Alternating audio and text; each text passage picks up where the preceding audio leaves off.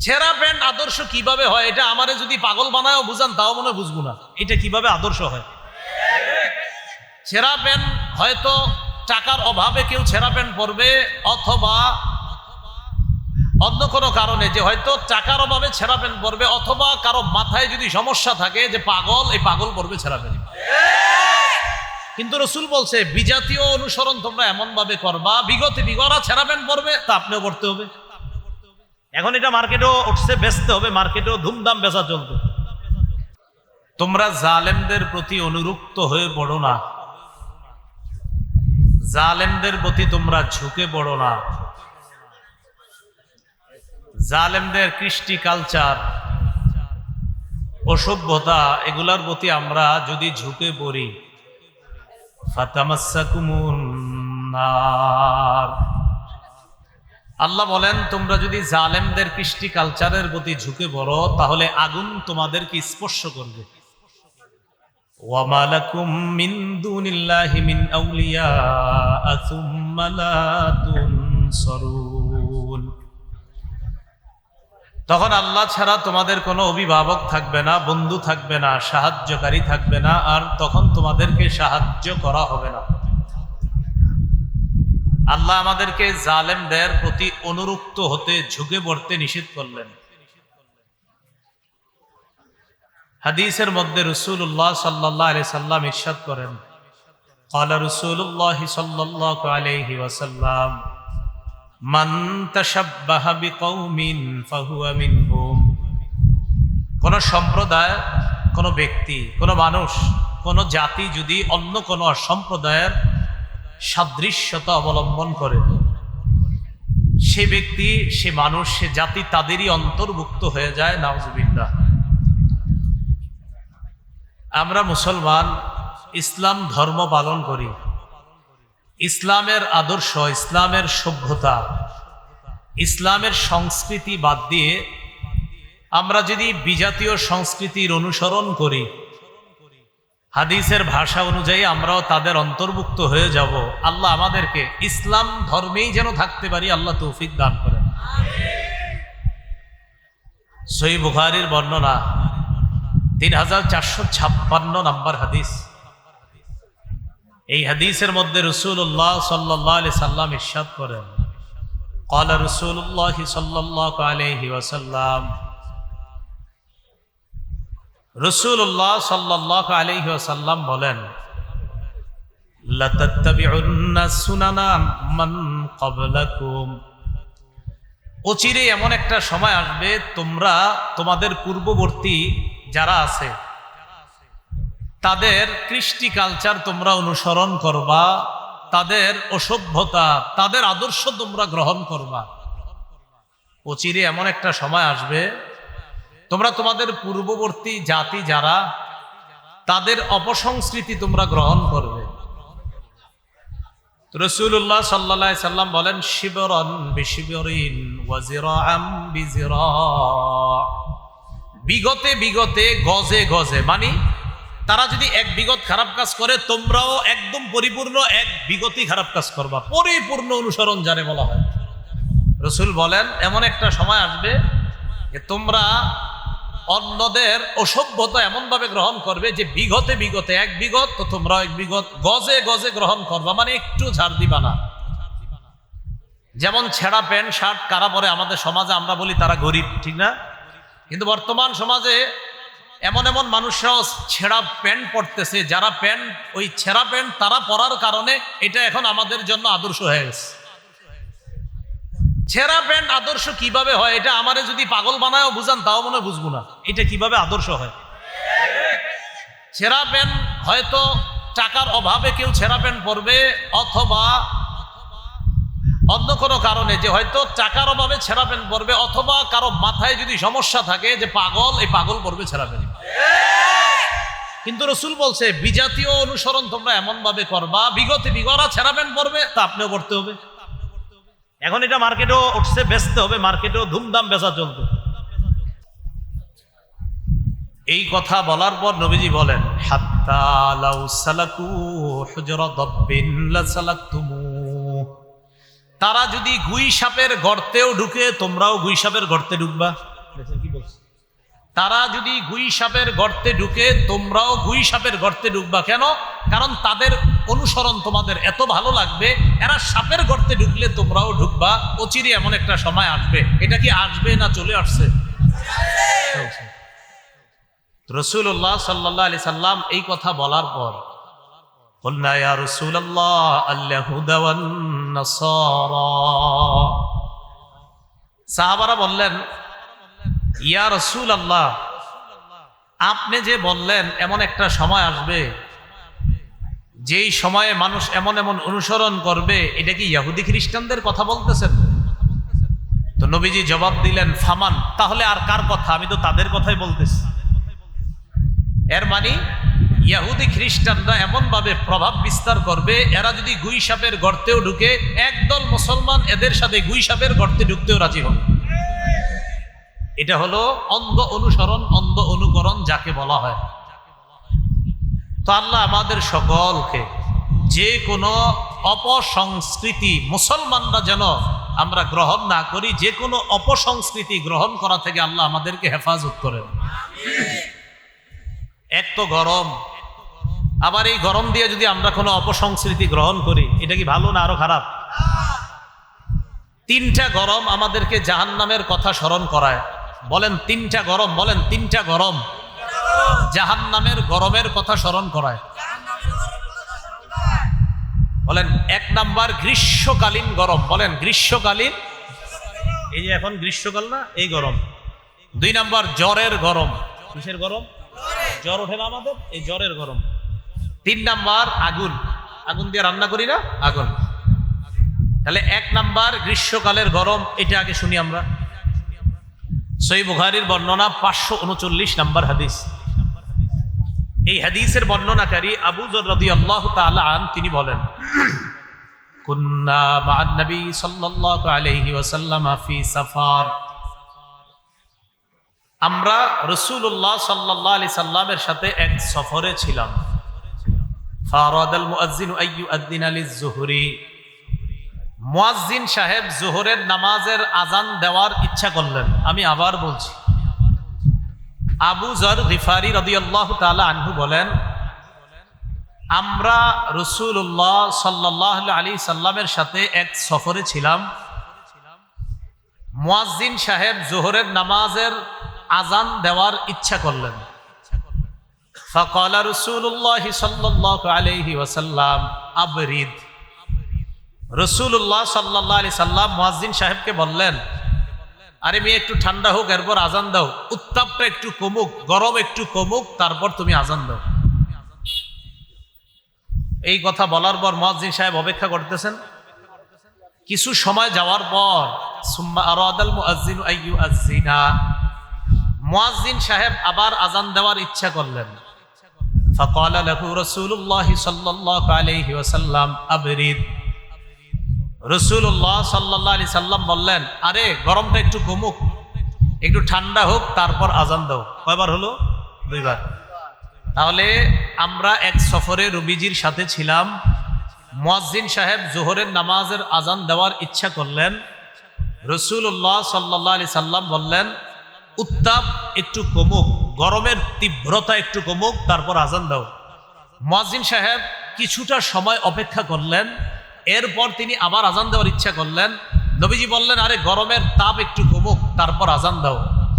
এইভাবে বলার পর সাহাবারা বলেন, এক পর্যায়ে এমন হলো হাত্তা রাআইনা ফাইআত তালুল, আমরা দেখলাম আমাদের আশেপাশের যে টিলাগুলা, ওই টিলার ছায়া আমরা দেখতে পাইলাম। তার মানে গরমের তাপ এখন কমছে।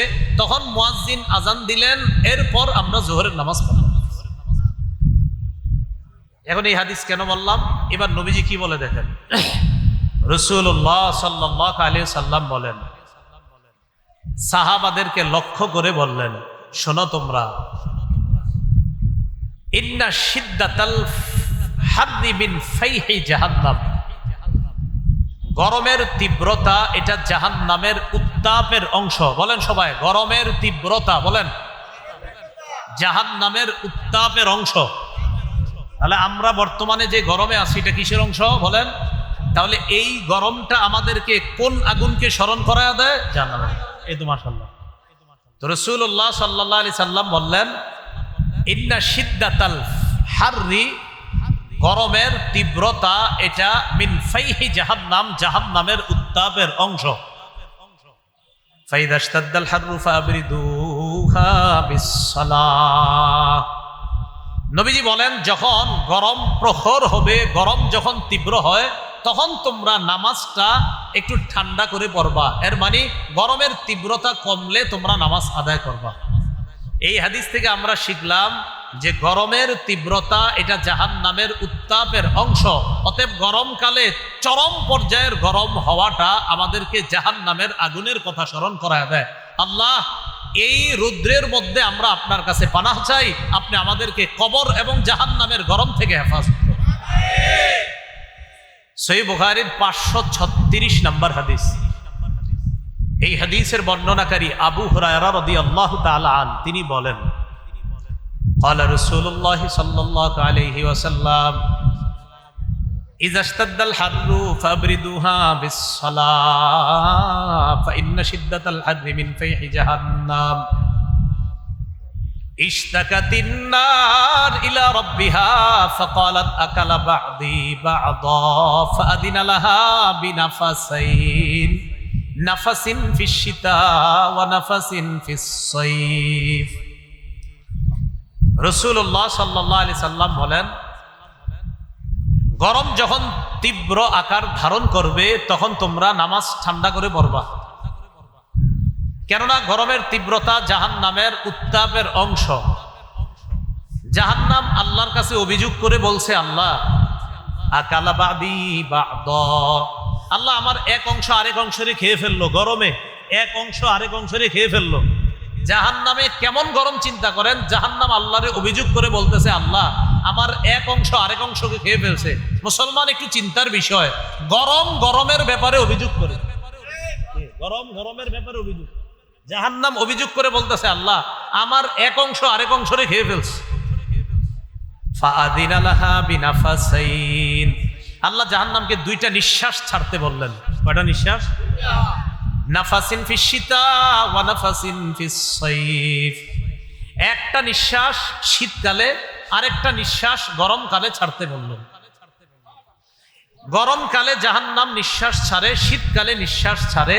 এজন্য শীতকালে যখন প্রচন্ড শীত হয় তো বুঝতে হবে যে জাহান্নাম নিঃশ্বাস ছেড়েছে ঠান্ডা, আর যখন প্রচন্ড গরম হয় তো বুঝতে হবে জাহান্নাম প্রচন্ড গরম নিঃশ্বাস ছেড়েছে। রাসূল বলেন, ফাহুয়া আশাদ্দু মা তাজিদুনা মিনাল হাদ্দি ওয়া আশাদ্দু মা তাজিদুনা মিনাজ জামহারির। এই শীতের কারণেই শীতকালে তোমরা প্রচন্ড শীত অনুভব করো, আর এই প্রচন্ড গরম নিঃশ্বাসের কারণে গরমকালে তোমরা গরম অনুভব করো। তাহলে বলেন তো, গরমের এই উত্তাপ এটা কিসের নিঃশ্বাস? বলেন জাহান্নামের। শীতকালে প্রচন্ড শীত, এটাও কিসের নিঃশ্বাস? যদিও মুহাদ্দিসিনে কেরামের এই হাদিস নিয়ে ব্যাখ্যা, কেউ হাদিসের সরাসরি অর্থ গ্রহণ করেন, কেউ রূপক অর্থ গ্রহণ করেন। যাই হোক, তাহলে বলেন তো, জাহান্নামের গরম আর দুনিয়ার গরম, দুনিয়ার বর্তমান প্রচন্ড গরম আমাদেরকে কোন গরমের কথা স্মরণ করায় দেয়? আল্লাহ আমাদেরকে জাহান্নামের গরম থেকে বাঁচার তৌফিক দান করেন। আমরা সিজদা দেই জায়নামাজে, কাপড়ের উপরে দেই কিনা? কার্পেটের উপরে, কাপড়ের উপরে, জায়নামাজের উপরেও সিজদা দিই আমরা। সহিহ বুখারীর বর্ণনা 542 নম্বর হাদিস। এই হাদিসের বর্ণনাকারী আনাস ইবনু মালিক রাদিয়াল্লাহু তাআলা, তিনি বলেন, কুন্না ইদা সাল্লাইনা খালফা রাসূলিল্লাহি সাল্লাল্লাহু আলাইহি ওয়াসাল্লাম বিযহাইরি ফাসাজাদনা আলা সিয়াবিনা ইত্তিকা আল হার। আনাস রাদিয়াল্লাহু তাআলা আনহু বলেন, আমরা যখন রাসূলুল্লাহ সাল্লাল্লাহু আলাইহি সাল্লামের পিছনে গরমকালে যখন সালাত আদায় করতাম, তখন আমরা গরম থেকে বাঁচার জন্য কাপড়ের উপর সিজদা করতাম। সুবহানাল্লাহ। এই জন্য তো জায়নামাজে সিজদা করা যায়, কার্পেটে সিজদা করা যায়। এই হাদিস দলিল, কার্পেটে জায়নামাজে সিজদা দেওয়া যায়। আপনার মাটির উপরে কিছু বিছিয়ে নামাজ পড়া যায় আছে। এই যে সাহাবারা বলেন, গরম থেকে বাঁচার জন্য আমরা কাপড়ের উপর সিজদা করতাম। তাহলে গেল আমাদের প্রথম শিরোনামে আবার আসেন, কয় গরম আমাদেরকে জাহান্নামের গরমের কথা স্মরণ করায়? 1 নাম্বার গ্রীষ্মকালীন গরম, মানে এই যে বর্তমান যে আপনার গরমকালের যে গরম, এটা জাহান্নামের গরমকে স্মরণ করায়। 2 জ্বরের গরম। সহিহ বুখারীর বর্ণনা 3263 নাম্বার হাদিস। এই হাদিসের বর্ণনাকারী আম্মা জান আয়েশা সিদ্দিকা রাদিয়াল্লাহু তাআলা আনহা তিনি বলেন, قال رسول الله صلى الله عليه وسلم الحمى من فيح جهنم فابردوها بالماء। রাসূলুল্লাহ সাল্লাল্লাহু আলাইহি সাল্লাম বলেন, জ্বর এটা জাহান্নামের উত্তাপের অংশ। জ্বর এটা জাহান্নামের উত্তাপের অংশ। বলেন সবাই, জ্বর।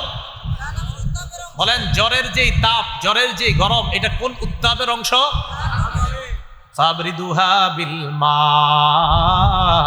নবীজি বলেন, তোমরা এই গরম উত্তাপটাকে ঠান্ডা পানি দিয়ে ঠান্ডা করো। তোমরা গরম উত্তাপকে ঠান্ডা পানি দিয়ে ঠান্ডা করো। তাই তো জ্বর হইলে মাথায় যে পানি দেই আমরা, এটা হাদিস দ্বারা প্রমাণিত। কি দ্বারা প্রমাণিত? হাদিস দ্বারা। সহিহ বুখারীর 3263 নাম্বার হাদিস, আম্মা জান আয়েশা সিদ্দিকা রাদিয়াল্লাহু তাআলা আনহার বর্ণনা। নবীজি বলেছেন, আল হুম্মা মিন ফাইহি জাহান্নাম, জ্বর এটা জাহান্নামের তীব্র উত্তাপের অংশ। সুতরাং তোমরা এই জ্বরের যে গরম, এটাকে পানি দিয়ে তোমরা ঠান্ডা করো। তাহলে জ্বর হইলে পানি দেওয়ার দলিল আসেনি? তৃতীয় গরম হলো দুনিয়ার এই গরমটা আমরা আগুন দিয়ে রান্না করি গ্যাসের চুলায়, তো এই আগুনও জাহান্নামের আগুনকে স্মরণ করায়। সহিহ বুখারীর বর্ণনা 3265 নাম্বার হাদিস। এই হাদিসের বর্ণনাকারী আবু হুরায়রা রাদিয়াল্লাহু তাআলা আন তিনি বলেন, قال رسول الله صلى الله عليه وسلم ناركم جزء من 70 جزءا من نار جهنم। রাসূলুল্লাহ সাল্লাল্লাহু আলাইহি সাল্লাম বলেন, তোমাদের যে আগুন, দুনিয়াতে যে আগুন, এই আগুন জাহান্নামের আগুনের 70 ভাগের 1 ভাগ। তোমাদের দুনিয়ার আগুন, বলেন দুনিয়ার আগুন জাহান্নামের আগুনের কয় ভাগের 1 ভাগ? হ্যাঁ, বলেন দুনিয়ার এই যে গরমকালের গরম, এটা কোন গরমকে স্মরণ করায়? জাহান্নামের। 2 জ্বরের গরম কোন গরমকে স্মরণ করায়?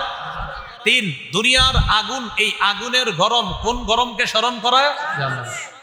রাসূলুল্লাহ সাল্লাল্লাহু আলাইহি সাল্লাম বলেন, নারুকুম জুজউম মিন 70 জুজআম মিন নারি জাহান্নাম। তোমাদের এই আগুন জাহান্নামের আগুনের 70 ভাগের 1 ভাগ। কিলা ইয়া রাসূলুল্লাহ, সাহাবাদের মধ্য থেকে প্রশ্ন করা হলো, ইন্নাহা লাকাফিয়া, হুজুর দুনিয়ার আগুনই তো যথেষ্ট, এই আগুন দিয়েই তো আল্লাহ জাহান্নামে জ্বালাইতে পারে, আবার এটারে এত ভাগ করা হলো কেন? নবীজি জবাব দিলেন, ফুদ্দিলাত বিতিসঈ ওয়া সিত্তিনা জুজআ। শোনো, দুনিয়ার এই আগুনের চাইতে জাহান্নামের আগুনটাকে 69 ভাগ বেশি আরো বৃদ্ধি করা হয়েছে। দুনিয়ার 1 ভাগ আর জাহান্নামের 69, এই হলো মোট 70। দুনিয়ার 1 ভাগ আগুনের তাপ আমরা সহ্য করতে পারি না। মুসলমান একটু চিন্তা করা দরকার যে ওই 70 ভাগ আগুন কিভাবে সহ্য করবে।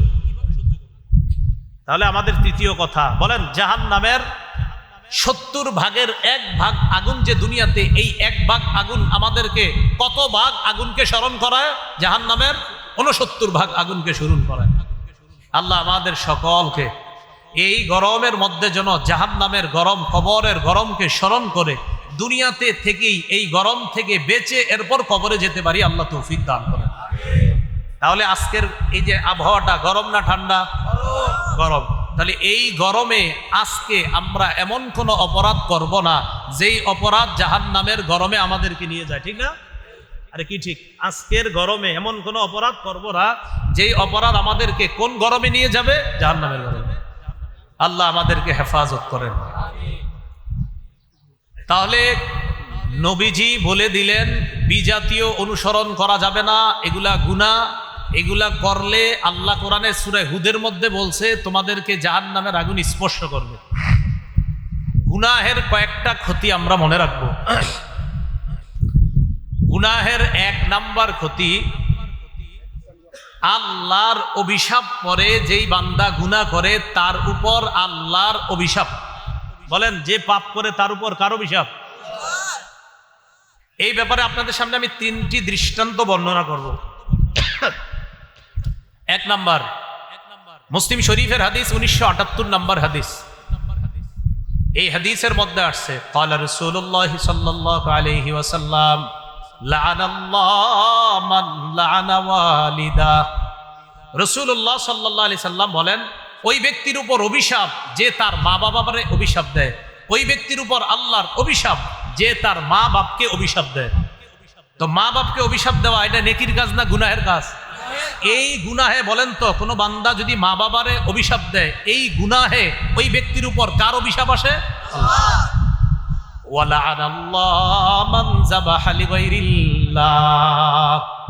ওই ব্যক্তির উপর আল্লাহর অভিশাপ যে ব্যক্তি আল্লাহ ছাড়া অন্য কারো নামে পশু জবাই করে। ওই ব্যক্তির উপর আল্লাহর অভিশাপ যে আল্লাহ ছাড়া অন্য কারো নামে কি জবাই করে।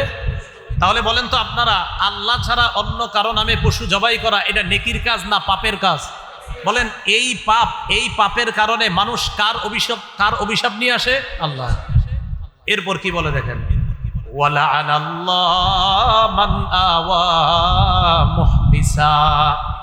ওই ব্যক্তির উপর আল্লাহর অভিশাপ যে কোনো বেদাতিকে আশ্রয় দেয়। যে কোনো বেদাতিকে, মাশাআল্লাহ বেদাতিকে আপনি খুব খাতির করেন, যত্র করেন, এই বেদাতিকে যে আশ্রয় দেয় তার উপর আল্লাহর অভিশাপ। ওই ব্যক্তির উপর আল্লাহর অভিশাপ যে ব্যক্তি আরেকজনের বাড়ির নিশানা পরিবর্তন করে এটা নিজের বানায়।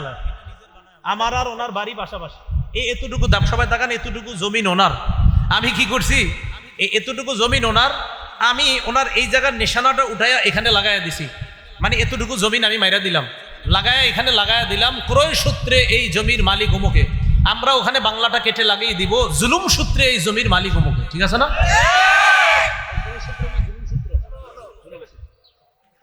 রাসূলুল্লাহ সাল্লাল্লাহু আলাইহি সাল্লাম বলেন, লাআনাল্লাহ, ওই ব্যক্তির উপর আল্লাহর অভিশাপ, মান গায়্যারা মানারাল আরদ, যে ব্যক্তি কারো জমিনের নিশানা সীমানাই পরিবর্তন করে অন্যের জমিনকে নিজের করে নেয়, তার উপর আল্লাহর অভিশাপ। আল্লাহ অভিশপ্ত হওয়ার যে পাপ, এই পাপ থেকে আমাদেরকে হেফাজত করেন। ঢাকা জমি দখলের গুনাহ হয়তো হয় না, দেশ গ্রামে হয়, ঢাকা হয়, যদি হয় তো গুনাহ, এটা ঠিক না? কিন্তু সহিহ বুখারীর বর্ণনা 6783 নম্বর হাদিস।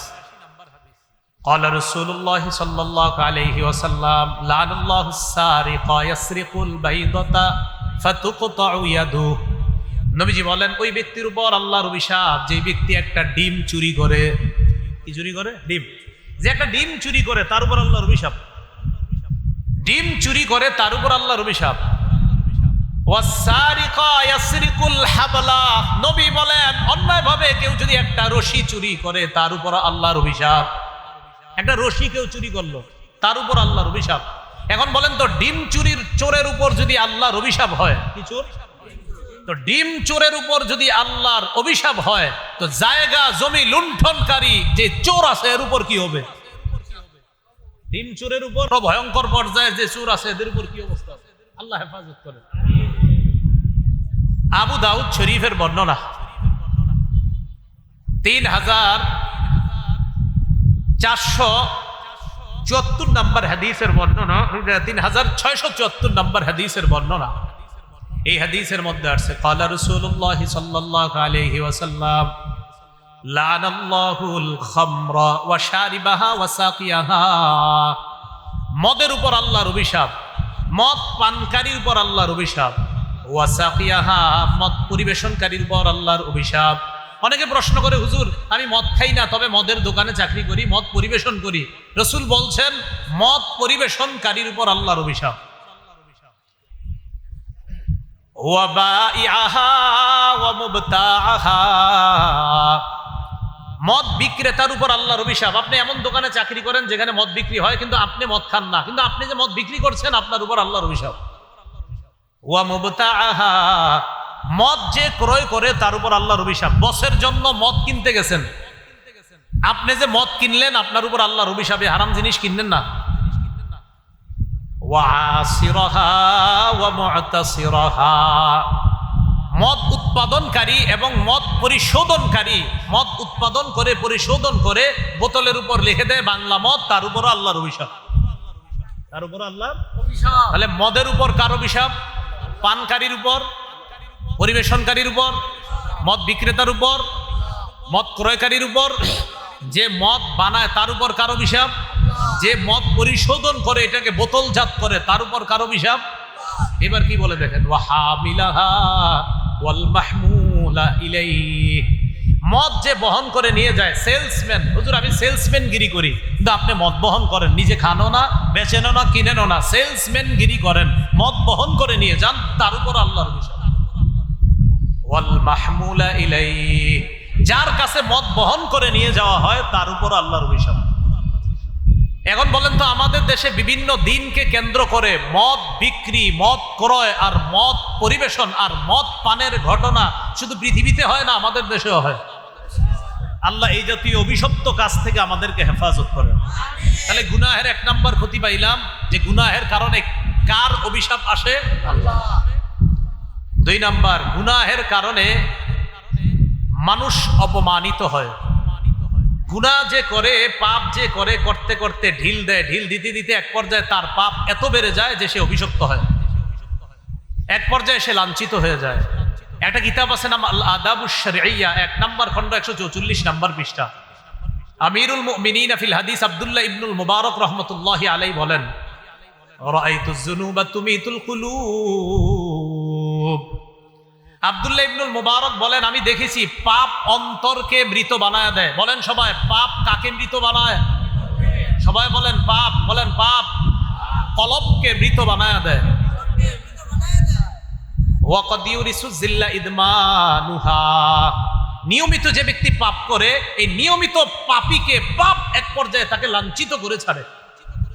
পাপ নিয়মিত করেন আপনি, মানে আজকেও করেন তো ফিরে আসেন না, আজকে কালকে পাপ বাড়তেছে, আপনার শুধু বাড়তেছে। এই নিয়মিত যে পাপ করতে থাকে, এই পাপ একদিন তাকে লাঞ্ছিত করে ছাড়ে। আল্লাহ আমাদেরকে লাঞ্ছিত হওয়া থেকে হেফাজত করেন। পাপ করব না ছাড়বো? 3 নাম্বার পাপের ক্ষতি, পাপ করলে এলমে দিন থেকে মাহরুম হয়। মাদ্রাসা ছাত্র ভাইয়েরা এবং সবাই আমরা লক্ষ্য করি, দ্বীনি এলেম, দ্বীনি বিদ্যা আমাদের মুখস্থ থাকে না কেন? পাপ যখন বাড়বে দ্বীনি বিদ্যা মুখস্থ থাকবে না। এই ব্যাপারে আমি আপনাদের সামনে 5টা দৃষ্টান্ত বর্ণনা করি, খুব মন দিয়ে শোনেন। 1 নাম্বার, কিতাবের নাম জামিউ বায়ানিল ইলম, 1 নম্বর খণ্ড 675 নম্বর পৃষ্ঠা। আব্দুল্লাহ ইবনে মাসউদ রাদিয়াল্লাহু তাআলা আনহু বলেন, ইন্নী লা আহসিবু আন্না রাজুলা ইয়ানসাল ইলমা ক্বাদ আলিমাহু বিযাম। আব্দুল্লাহ ইবনে মাসউদ রাদিয়াল্লাহু তাআলা আনহু বলেন, আমি মনে করি মানুষ শুধুমাত্র পাপের কারণে সে যে বিদ্যা অর্জন করে, ওই বিদ্যা থেকে সে বঞ্চিত হয়, বিদ্যা সে ভুলে যায় পাপের কারণে। বলেন সবাই, বিদ্যা ভুলে যায় কিসের কারণে? আবার বলেন, ধর্মীয় বিদ্যা মানুষ ভুলে যায় কিসের কারণে? পাপের কারণে। দ্বিতীয় দৃষ্টান্ত, ইমাম আবু হানিফা রহমতুল্লাহ আলাইহির নাম শুনছেন তো সবাই? আল ইমামুল আযম নুমান ইবনু সাবিত, আল ইমামুল আযম আবু হানিফা রহমতুল্লাহ আলাইহি, কিতাবের নাম আল জাওয়াহিরুল মুদিয়্যা, 2 নম্বর খণ্ড 478 নম্বর পৃষ্ঠা। কানাল ইমামু আবু হানিফা রাহিমাহুল্লাহ ইযা আশকালাত আলাইহিল মাসআলা, ইমাম আবু হানিফা রহমতুল্লাহর যখন কোনো মাসালায় খটকা লাগতো, ভুলে যাইতেন না, যদি খটকা লাগতো যে এটা কি হালাল না হারাম, এটা কি জায়েজ না নাজায়েজ, এরকম খটকা লাগছে ওনার, তো মনে করেন ওনার সামনে তো দলিল আদিল্লা সব আছে, তো সব দিকেই দলিল আছে, কিন্তু দলিলের তো একটা সমাধান আছে। দলিলের কি আছে? একটা সমাধান, তো সমাধান আসতেছে না। তো ইমাম আবু হানিফা তখন উস্তাদ ছাত্রদেরকে বলতেন, ক্বালা লি আসহাবিহি মা হাযা ইল্লা লিযামবিন ক্বাদ আহদাসতু। ইমাম আবু হানিফা বলতেন, মা হাযা ইল্লা লিযামবিন ক্বাদ আহদাসতু, দেখো এই যে আমার মাসালা খটকা লাগছে কেন জানো? আমার নিশ্চিত কোনো গুনাহ হয়েছে, এই কারণে খটকা লাগতেছে, গুনাহ না হইলে খটকা লাগতো না। এত বড় একজন ইমাম, উনি নিজেকে গুনাহগার মনে করতেছে যে আমার কেন খটকা লাগলো। ওয়া কানা ইস্তাগফিরু, ইস্তিগফার পড়া শুরু করতেন। ওয়া রুবামা কামা ওয়া সাল্লা, কখনো কখনো নামাজে দাঁড়িয়ে যাইতেন। নামাজে দাঁড়ানোর পর ফাতান কাশিফা লাহুল মাসআলা, আল্লাহ তাকে মাসালার সমাধান দিয়ে দিতেন।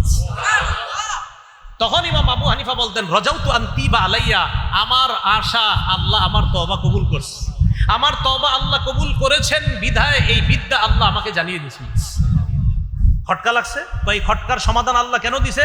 নিশ্চিত কোনো অপরাধ ছিল, আর আমার অপরাধ ক্ষমা আল্লাহ যে করেছেন এটার দলিল হলো এই মাসালার সমাধান আমি পেয়ে গেছি। আমার রব নিশ্চিত আমার তওবা কবুল করে এই মাসালার সমাধান আমাকে দিয়ে দিয়েছেন। দৃষ্টান্ত নাম্বার 3, আল্লাহ আলী ইবনুল খাশরাম, এক বড় বিখ্যাত আলেম। উনি ওয়াকি ইবনুল জাররাহ রাহমাতুল্লাহ আলাইহির ব্যাপারে বলেন, বুখারী শরীফের ব্যাখ্যা গ্রন্থ যিনি লিখছে ফাথুল বারী, তার নাম ইবনু হাজার আসকালানী, তার একটা কিতাব আছে তাহজিবুত তাহজিব। এই কিতাবের 2 নম্বর খণ্ড 129 নম্বর পৃষ্ঠা, সেখানে আছে আলী ইবনুল খাশরাম তিনি বলেন, রাআইতু ওয়াকি ইবনুল জাররাহ মা রাআইতু ওয়াকিআন, মা রাআইতুহু বিয়াদিহি কিতাবান কাত্তু। ওয়াকি ইবনুল জাররাহকে আমি কখনো কলম দিয়ে লিখতে দেখি নাই। ওয়াকি ইবনুল জাররাহকে আমি কখনো কলম দিয়ে লিখতে দেখি নাই। ইন্নামা হুয়া ইয়াহফাজু, উনি সব মুখস্থ করে ফেলতেন, উনি কলম দিয়ে কিছু লিখতেন না, সব মুখস্থ করতেন। ফাসালতুহু আন দাওয়াইল হিফজি, আমি তাকে জিজ্ঞাসা করলাম, আচ্ছা আপনি এত মুখস্থ শক্তি কিভাবে, আপনি এত মুখস্থ থাকে কিভাবে? তিনি জবাব দিলেন, তারকুজ জুনুব, গুনাহ ছেড়ে দেওয়া। মা জাররাবতু মিসলাহু লিল হিফজি কত্তু, গুনাহ ছেড়ে দেওয়ার মতো মেধা শক্তি বৃদ্ধি পায় অন্য কোনো আমলে এত বৃদ্ধি পায় না। মানুষ গুনাহ যত ছাড়বে তার মেধা, হেফাজত শক্তি, তার মেধা, তার ধারণ ক্ষমতা আল্লাহ তত বাড়ায় দিবে। যে যত বেশি গুনাহ ছাড়বে তার ধারণ ক্ষমতা আল্লাহ তত বেশি বাড়িয়ে দিবে। কুওয়াতে হাফেজা, আল্লাহ তার তত বেশি বাড়িয়ে দিবেন। ওয়াকি ইবনুল জাররাহ বলেন, তারকুজ জুনুব, গুনাহ ছেড়ে দেওয়ার কারণেই আমি যা পড়ি আমার সব মুখস্থ হয়ে যায়, এজন্য আমি কিছু লিখি না। ওয়াকি ইবনুল জাররাহ বলেন। তাহলে বলেন তো ধর্মীয় বিদ্যা ভুলে যাওয়ার কারণ কি? বলেন তো গুনাহ করা। বলেন কি করা? 4 নম্বর দৃষ্টান্ত, মালিক ইবনু আনাস, ওনার ছাত্র ইমাম শাফি রহমতুল্লাহ আলাইহি, কিতাবের নাম দিওয়ানুশ শাফি একটা কিতাব আছে, আর একটা কিতাব আছে নাম তাহজিবুল আসমা লিল ইমাম নববী রহমতুল্লাহ আলাইহি। মুসলিম শরীফের ব্যাখ্যা গ্রন্থ যিনি লিখছেন ইমাম নববী, এবং যার বিখ্যাত কিতাব রিয়াজুস সালিহিন, এই ইমাম নববীর একটা কিতাব আছে নাম তাহজিবুল আসমা। এই কিতাবের 1 নম্বর খণ্ড 47 নম্বর পৃষ্ঠায় তিনি আনেন, মালিক ইবনু আনাস রহমতুল্লাহ আলাইহি তার ছাত্র ইমাম শাফিকে বলেন, ইন্নাল্লাহা আলকা আলা কলবিকা নূরা। মাদ্রাসার ছাত্র ভাই যারা আছেন এবং কলেজ ভার্সিটির ছাত্র যারা আছেন সবাই শোনেন, আপনার ভিতরে যখন কোরআন সুন্নাহর কোনো বিদ্যা আসবে, মনে করবেন আপনার কলবে আল্লাহ প্রদত্ত নূর আসছে, নূর। তো ইমাম শাফির উস্তাদ তাকে বললেন, আল্লাহ তোমার কলবে নূর দান করছে। বলেন নূরের অর্থ আলো। বলেন কি? এই আলো কিসের আলো? বলেন কোরআন সুন্নাহের আলো। কিসের আলো? তো ইমাম শাফিকে বলেন, আল্লাহ তোমার কলবে কোরআন সুন্নাহর আলো দান করছে। ফালা তুতফিহু বিজুলমাতিল মাসিয়া, গুনাহের অন্ধকার দিয়া এই আলোটা তুমি নিভাইয়া দিও না। গুনাহের অন্ধকার দিয়া এই আলোটা তুমি নিভাইয়া দিও না। বলেন আমার সাথে সবাই, আমাদের কলবে যেই নূর আসবে, যেই আলো আসবে, এই আলোকে কিসের অন্ধকার দিয়ে নিভানো যাবে না? গুনাহের আলো। এজন্য ছাত্র ভাই যারা আছেন, বিশেষ করে মাদ্রাসার, আপনারা তো পড়েন কোরআন সুন্নাহ, কোরআন সুন্নাহ আর গুনাহ একসাথে কলবে থাকবে না, মাথা রাখবেন। কোরআন সুন্নাহ আর গুনাহ এক কলবে আপনি রাখবেন না। কলবে হয়তো কোরআন সুন্নাহ রাখতে হবে, না হয় গুনাহ। গুনাহ থাকবে আবার কোরআন সুন্নাহর আলো থাকবে না। কোরআন সুন্নাহর আলো তখন থাকবে যখন কলব গুনাহমুক্ত হবে। 5 নম্বর দৃষ্টান্ত, ইমাম শাফি রহমতুল্লাহ আলাইহি বলেন, দিওয়ানুশ শাফি কিতাবের নাম 67 নম্বর পৃষ্ঠা। ইমাম শাফি রহমতুল্লাহ আলাইহি বলেন, শাকাউতু ইলা ওয়াকিইন সুআ হিফজি, আমি আমার উস্তাদ ওয়াকি রহমতুল্লাহ আলাইহির কাছে শিকায়াত করলাম, অভিযোগ করলাম, হুজুর আমি যা পড়ি সব ভুলে যাই, কি করব? ফারশাদানি ইলা তারকিল মাআসি, আমাকে তিনি বললেন গুনাহ ছেড়ে দেওয়ার জন্য। ফাইন্নাল ইলমা নূরুম মিন ইলাহি, তিনি বললেন এলেম, কোরআন সুন্নাহর এলেম হলো আল্লাহর পক্ষ থেকে নূর। বলেন কোরআন সুন্নাহর বিদ্যা এটা কার পক্ষ থেকে নূর? আল্লাহর নূর এটা কোনো গুনাহগারকে দেওয়া হয় না, কোনো নাফরমানকে আল্লাহর নূর দেওয়া হয় না। আল্লাহ গুনাহ থেকে বেঁচে আমাদের কলবটাকে যেন কোরআন সুন্নাহর আলোকে আলোকিত করতে পারে, আল্লাহ তৌফিক দান করুন। গুনাহের 4 নম্বর ক্ষতি, খুব মন দিয়ে শুনবো, গুরুত্বপূর্ণ কথা। 4টা 5টা 10টা 20টা সূরা যাদের মুখস্থ আছে এবং যারা হাফেজ, সবাই হাত তোলেন। সবার তো এরকম মুখস্থ আছে না? 3টা 4টা 5টা সূরা সবার মুখস্থ আছে না? তাহলে আবার হাফেজ সাহেব সবার আছে না মুখস্থ? ঘটনাচক্রে আপনাদের মধ্যে অনেকে আছেন 10টা সূরা মুখস্থ করার পর 8টা মুখস্থ আছে, 2টা ভুলে গেছেন। আসেনি? আছে খবর আছে? কি আছে? খবর আছে? গুনাহের 4 নাম্বার ক্ষতি কোরআন ভুলে যাওয়া। বলেন নাউজুবিল্লাহ। গুনাহের 4 নাম্বার ক্ষতি কি ভুলে যাওয়া? কোরআন ভুলে যাওয়া। সহিহ বুখারীর 5033 নম্বর হাদিসের বর্ণনা, ক্বালা রাসূলুল্লাহ সাল্লাল্লাহু আলাইহি ওয়াসাল্লাম তাআহাদুল কুরআন। নবীজি বলেন তোমরা নিয়মিত কোরআন চর্চা অব্যাহত রাখবে, নিয়মিত কোরআন চর্চা করবা। ফাওয়াল্লাযী নাফসি বিয়াদিহি লাহু আশাদ্দু তাফাসসিয়াম মিনাল ইবলি ফি উকলিহা। রাসূলুল্লাহ সাল্লাল্লাহু আলাইহি সাল্লাম বলেন একটা উটের বাঁধন খুলে দিলে এই বাঁধনহারা ওটটা যত দ্রুত পালিয়ে যাবে, তুমি কোরআন শিখার পর যদি চর্চা অব্যাহত না রাখো, কোরআন ওই ওটের চেয়ে আরো দ্রুত গতিতে তোমার থেকে পালিয়ে যাবে। তাহলে কোরআন শিখার পর চর্চা না করাটাই গুনাহ, আর এই গুনাহের কারণে কোরআন ভুলে যাবেন। হ্যাঁ, আপনি পড়েন, ডেলি নিয়মিত চর্চা করেন, কিন্তু তারপরেও ভুলে যান, এটার জন্য আল্লাহ আপনাকে পাকড়াও করবে না। কিন্তু চর্চার অভাবে যদি ভুলেন তাহলে পাকড়াও করবে। একটা হলো চর্চা করে আর একটা চর্চা করে না। চর্চা করার পরেও ভুলে গেলে আল্লাহ এটা আপনাকে মাফ করবে না, আমার বান্দা চেষ্টা করছে ভুলে যায়।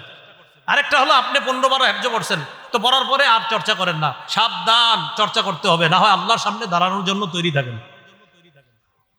আবুল আলিয়া রহমতুল্লাহ আলাই কিতাবুজ জুহদ, এই কিতাবের 1 নম্বর খণ্ড 304 নম্বর পৃষ্ঠার মধ্যে আসছে, তিনি বলেন কুন্না নাউদ্দু মিন আযমিজ যুনুব আইয়াতাআল্লামা রাজুলুল কুরআন ফায়ানামু আনহু হাত্তা ইয়ানসা।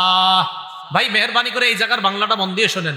আবুল আলিয়া রহমতুল্লাহি আলাই বলেন, ভাই আমরা আমাদের যুগে সবচেয়ে বড় অপরাধ মনে করতাম কোনটাকে জানো? কোন ব্যক্তি কোরআন শিখার পর অলসতার কারণে, চর্চার অভাবে কোরআনের কিছু অংশ শিখছে, শিখার পরে আর চর্চা করে নাই। এই চর্চার অভাবে সে কোরআনটা ভুলে গেছে। এক পর্যায়ে চর্চা না করতে করতে কোরআন ভুলে গেছে। 10টা সূরা শিখছিল, 5টা ভুলে গেছে, হাফেজ হয়েছিল, এখন আর তার 20 পারা মুখস্থ নাই। চর্চার অভাবে যেই ব্যক্তি এইভাবে কোরআন ভুলে যাইতো, আমাদের যুগে আমরা এটাকে সবচেয়ে বড় অপরাধ হিসাবে গণ্য করতাম। কোরআন ভুলে যাওয়া সবচেয়ে বড় অপরাধ। বলেন কোরআন ভুলে যাওয়া সবচেয়ে বড় অপরাধ। এ হলো গুনাহের 4 নাম্বার ক্ষতি। গুনাহের 5 নাম্বার ক্ষতি, গুনাহ করলে অন্তর শক্ত হয়ে যায়, অন্তর মরে যায়। বলেন গুনাহ করলে অন্তর কি হয়ে যায়? শক্ত হয়ে যায়, অন্তর মরে যায়। সূরা জুমার 22 নম্বর আয়াতে আল্লাহ বলেন ফাওয়াইলুল লিল কাসিয়াতি কুলুবুহুম মিন যিকরিল্লাহ। ওই কলবের জন্য ধ্বংস, ওই মানুষগুলোর জন্য ধ্বংস যাদের অন্তর আল্লাহর জিকির শূন্য হওয়ার কারণে শক্ত হয়ে গেছে। যাদের অন্তরগুলা আল্লাহর জিকির শূন্য হওয়ার কারণে শক্ত হয়ে গেছে, তাদের জন্য ধ্বংস। গুনাহের 6 নাম্বার ক্ষতি, গুনাহের কারণে মানুষ হালাল রিজিক থেকে বঞ্চিত হয়। বলেন গুনাহের কারণে কি থেকে বঞ্চিত হয়? হালাল রিজিক থেকে।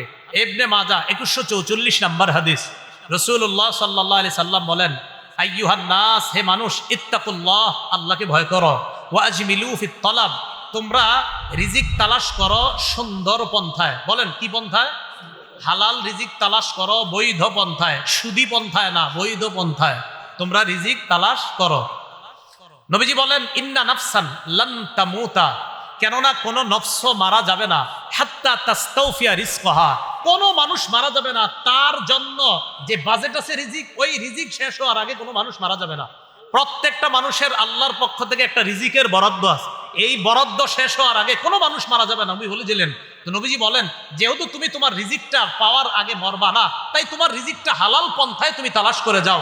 আজকে পাও নাই কালকে পাবা, কালকে পাও নাই পরশু পাবা, পাবেই পাবে। হালাল পন্থায় তালাশ করো, হারাম পন্থায় ছাদে উঠো না, হারাম পন্থায় উপরে উঠে যাবে। কারণ আপনি যেটা পাইতে মনে করেন 10 তলা বাড়ির মালিক হয়েছেন অবৈধ পন্থা, আপনি কিন্তু বৈধ পন্থায় 10 বছর পরে হইতেন।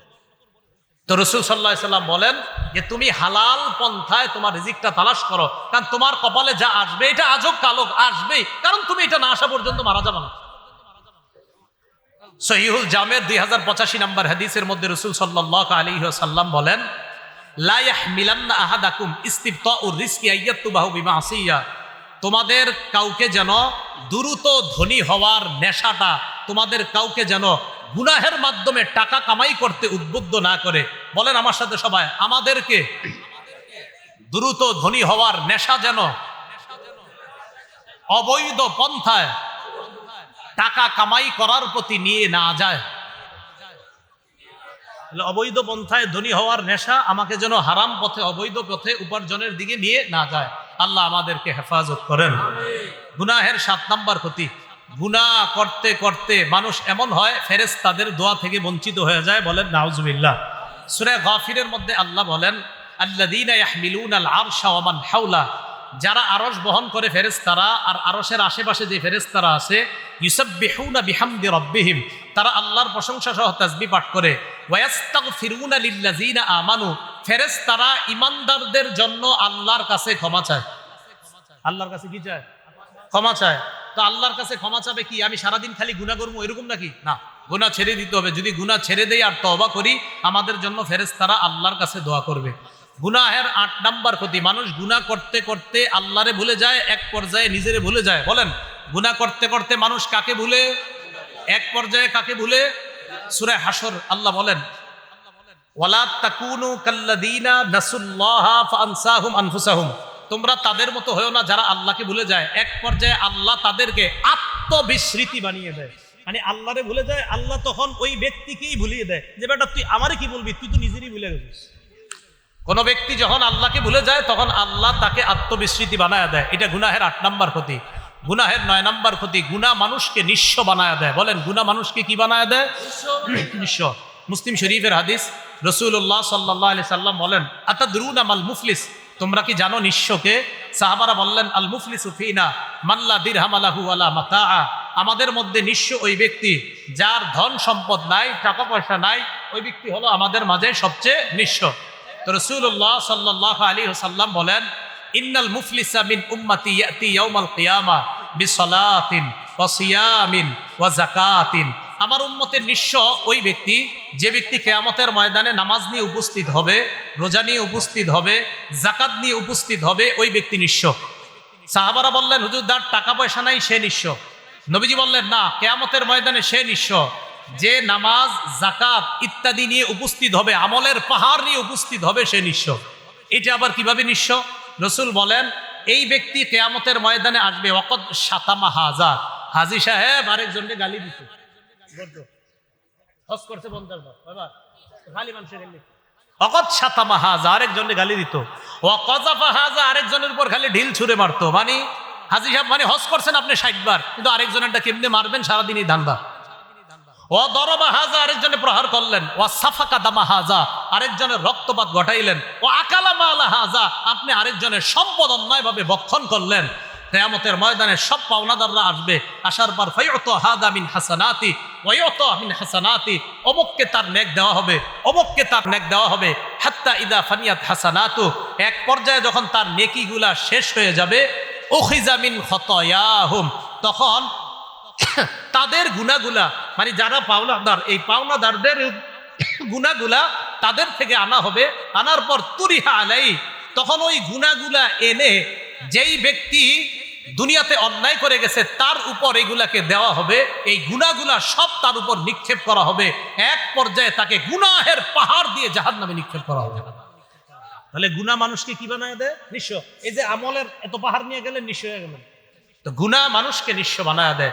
সর্বশেষ কথা, গুনাহের কারণে মানুষ ধ্বংস হয়, শুধু নিজে ধ্বংস হয় এমন না, এক সময় মানুষকে গুনাহ করতে করতে মানুষের ধন সম্পদ থেকেও মানুষ নিঃস্ব হয়ে যায়। আল্লাহ সূরা কসসের মধ্যে বলেন ৭৬ থেকে ৮১ নম্বর আয়াত, কারুনকে আল্লাহ ধন সম্পদ দান করেছে, অহংকার করেছে, এক পর্যায়ে আল্লাহ বলেন, ফাখাসাফনা বিহি ওয়া বিদারিহিল আরদ, আমি কারুনকে আর কারুনের ধন সম্পদ বাড়িঘর যা আছে সব মাটির নিচে দাফন করে দিলাম। আল্লাহ পাক রব্বুল আলামিন আমাদের সকলকে একটু একটু পরীক্ষা হবে। বলেন তো, কয় গরম থেকে জাহান্নামের গরমের কথা মনে হয়? ১ নাম্বার, ২ নাম্বার জ্বর, ৩ নাম্বার আগুন। ৩ নাম্বার কি? আগুনের গরম। তো এই গরমের মৌসুমে আমরা কোনো গুনাহ করব না, বরং কবরের গরম আর জাহান্নামের গরমকে আমরা স্মরণ করব। এই স্মরণে আমরা দুনিয়া থেকে থেকেই যেন জাহান্নামের আগুন থেকে বেঁচে দুনিয়া থেকে থাকতেই যেন নিরাপত্তা নামাটা নিয়ে যেতে পারি। আল্লাহ তৌফিক দান করেন। আমার সংকলিত আর কি মিম্বরের আমানত সংকলন, আমি যে স্টাইলে বয়ান করি ওই স্টাইলেই মিম্বরের আমানত সংকলন করা হয়েছে। তো প্রকাশনী থেকে যারা কিতাব নিয়ে এসেছে আমারে বললেন বলে দেওয়ার জন্য, আমার দায়িত্বে না, ওনাদের দায়িত্বই, তো বলে দেওয়ার জন্য এই জন্য বলে দিলাম। আপনাদের কারো লাগলে সাধারণ জনগণ আপনারাও পড়তে পারবেন, ইমাম খতিব সহ সর্বস্তরের জনগণ যারা, সবার জন্য একদম সহজবদ্ধভাবে লেখা হয়েছে, কোরআন সুন্নাহ থেকে সব লেখা হয়েছে, আপনারা নিতে পারেন। তো শেষের দিকে আসরের আগে গাড়ি থাকবে হয়তো ওনাদের, ওখান থেকে আপনারা সংগ্রহ করতে পারেন। যে কথাগুলো বললাম শুনলাম এর উপর যেন আমরা সবাই আমল করতে পারি, আল্লাহ তৌফিক দান করেন। আমিন। আখিরু দাওয়ানা আনিল হামদুলিল্লাহি রাব্বিল আলামিন।